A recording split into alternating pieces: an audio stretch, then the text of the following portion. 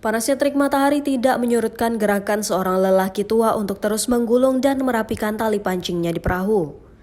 Dengan penuh semangat, pria parubaya ini mengambil ikan hasil tangkapannya dan kemudian dibawa pulang ke rumahnya yang tak jauh dari pantai. Itulah pekerjaan setiap hari yang dilakoni pria yang bernama Abdul Rozak yang saat ini bekerja sebagai nelayan kecil di Desa Mola Bahari, Kecamatan Wangi-Wangi Selatan, Kabupaten Wakatobi, Sulawesi Tenggara.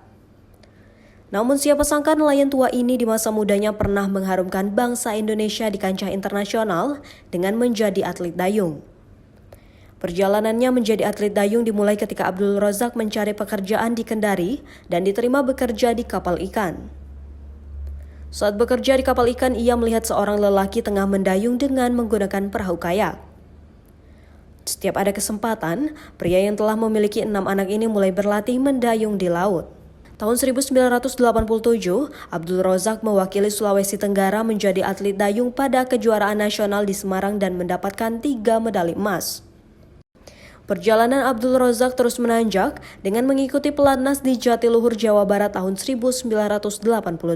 88 ke Jurnas di Semarang, Pak. 3 kali saya turun 3 medali emas juga, Pak.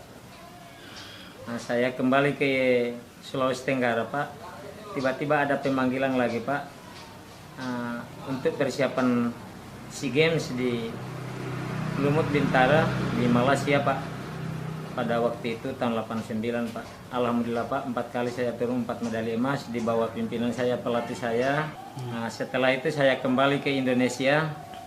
Saya tidak pulang lagi ke Sultra menunggu kontingen Sulawesi Tenggara untuk menghadapi PON ke-12 tahun 89 juga di Jatiluhur, Purwakarta, Jawa Barat. Tidak lama kemudian saya dipanggil lagi untuk persiapan Asian Games tahun 90 di Beijing, Pak.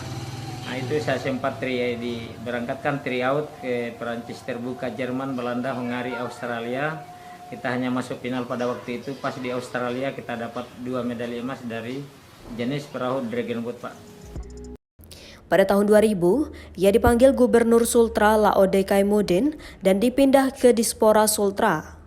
Setelah pensiun, ia kembali ke kampung halamannya di Kabupaten Wakatobi dan tinggal di rumah gubuk yang kecil dan telah retak-retak. Gaji pensiun yang kecil tidak mencukupi untuk memperbaiki rumah dan tidak cukup memenuhi kebutuhan rumah tangganya, sehingga ia beralih pekerjaan menjadi nelayan. Walau telah menjadi nelayan, ia tetap melatih anak-anak di sekitar rumahnya untuk menjadi atlet dayung. Berkat tangan dinginnya, 7 anak didiknya mendapatkan medali emas di ajang PON dan ia rela walau harus menjual motor kesayangannya untuk modal ke Jawa Barat.